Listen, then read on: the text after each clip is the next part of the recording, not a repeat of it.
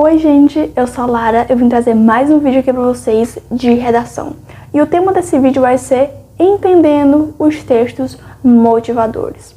Os textos motivadores são muito importantes porque são eles que vão dar direção para você fazer uma boa redação e não sair do tema, não fugir ao tema, né? Que é o famoso fuga ao tema, que você não pode cometer esse erro. Então vamos entender como não fugir do tema e como extrair o melhor possível dos textos motivadores.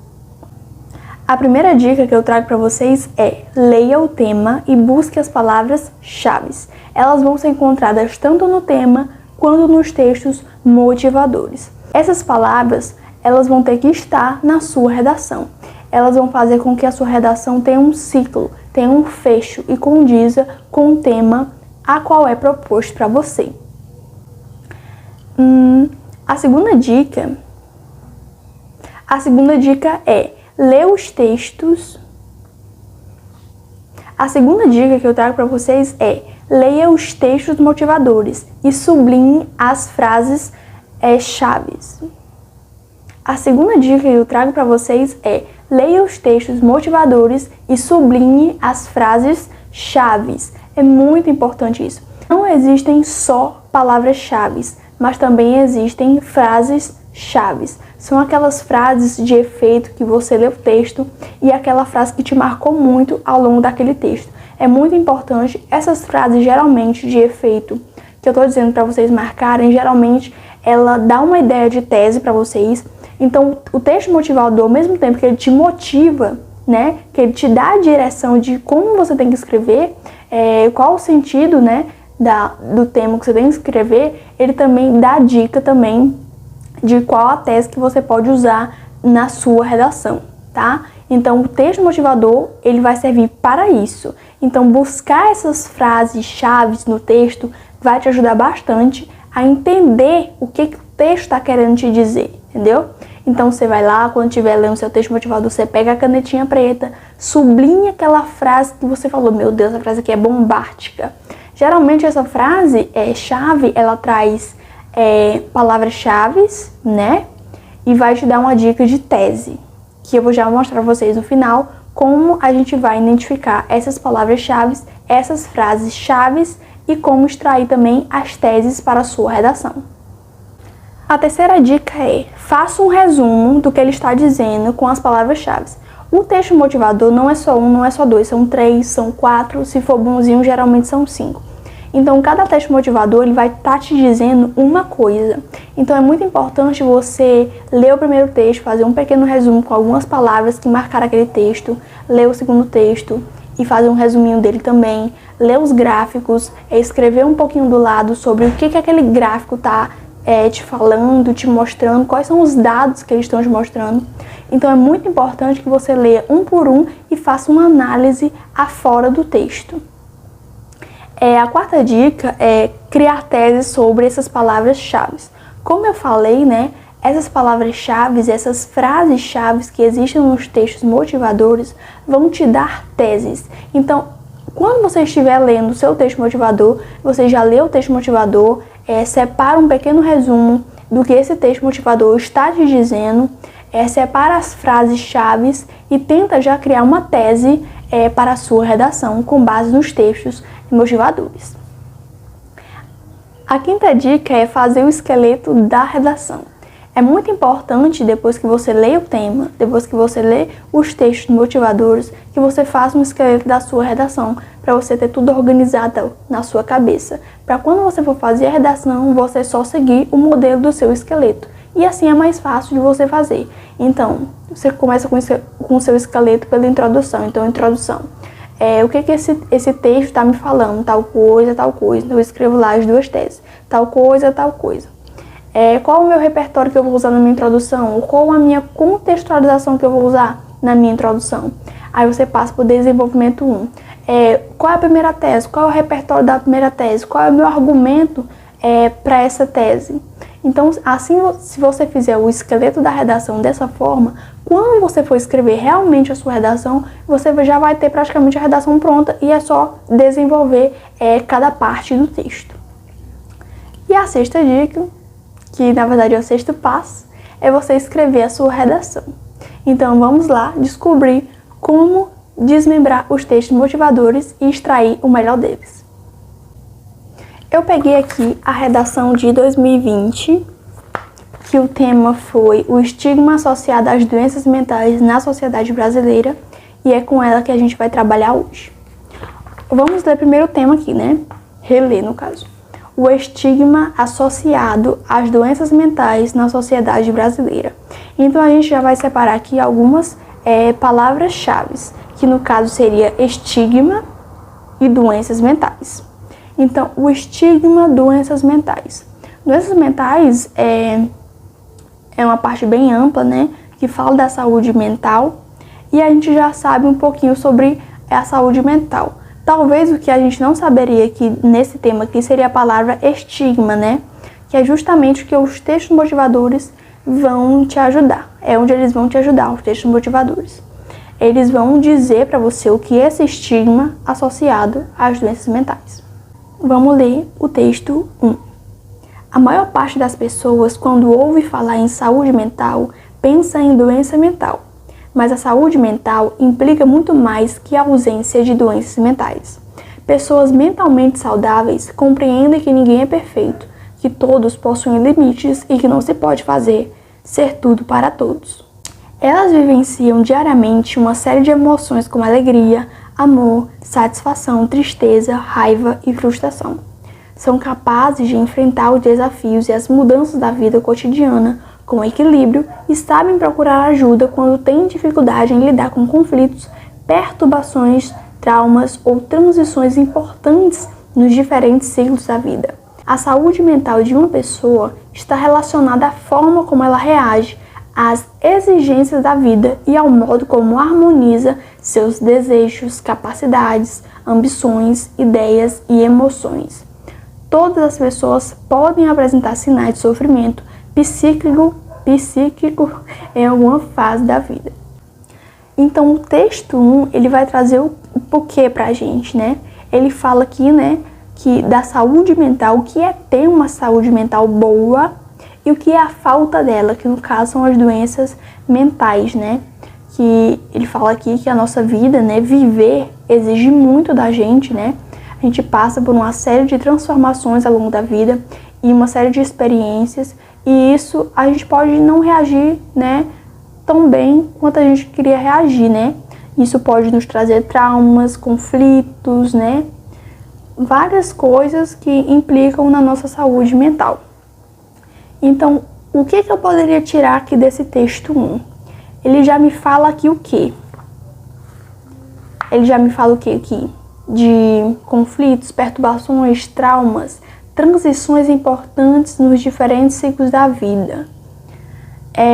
Então, o que eu posso tirar aqui? Eu posso tirar um repertório sociocultural, porque eu tenho um filósofo que fala sobre isso, que é o George Simmel, que ele fala que a vida, né, as sensações da vida, as várias experiências da vida, né, tiram muito da gente, né?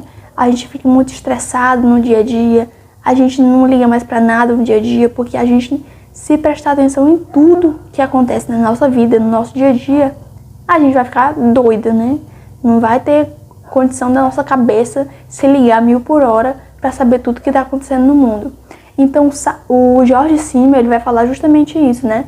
Que a gente vai precisar se limitar a essas sensações do mundo para não precisar sentir frustrações, traumas, né, perturbações.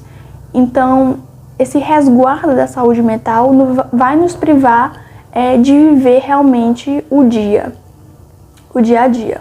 Então, aqui eu já pensei num repertório sociocultural e também num tema, né, que é as sensações da vida, né, a vida em si, o trabalho, a família, estudar, querer ser alguma coisa na vida, é muita coisa pra gente carregar, né? E a gente vai chegar a um ponto que a gente não vai aguentar e nossa saúde mental vai pro ralo, entendeu? Então, é isso que o texto 1 tá mostrando pra gente. A gente já pode tirar uma tese aí, né? Que são as várias sensações ao longo da vida que a gente tem que tá, né, dificultando aqui nossa saúde mental. Mas vamos pro texto 2. O texto 2, ele vai falar justamente sobre a nossa palavrinha-chave, que é o estigma, que é justamente o que o tema pede pra gente. Então vamos lá. A origem da palavra estigma aponta para marcas ou cicatrizes deixadas por feridas. Por extensão, em um período que remonta à Grécia Antiga, passou a designar também as marcas feitas com ferro em brasa em criminosos, escravos e outras pessoas que se desejava separar da sociedade correta e honrada. Essa mesma palavra muitas vezes está presente no universo das doenças psiquiátricas. No lugar da marca de ferro, relegamos preconceito, falta de informação e tratamentos precários às pessoas que sofrem de depressão, ansiedade, transtorno bipolar e outros transtornos mentais graves. Achar que a manifestação de um transtorno mental é frescura está relacionado a um ideal de felicidade que não é igual para todo mundo. A tentativa de se encaixar nesse modelo cria distância dos sentimentos reais e quem os demonstra é rotulado, o que progressivamente dificulta a interação social. É aqui que as redes sociais de enorme popularidade mostram a face cruel desempenhando um papel de validação da vida perfeita e criando um ambiente que tudo deve ser mostrado em seu melhor ângulo. Fora dos holofotes da internet, porém, transtornos mentais mostram-se mais presentes do que se imagina. Então, o que acontece aqui no texto 2?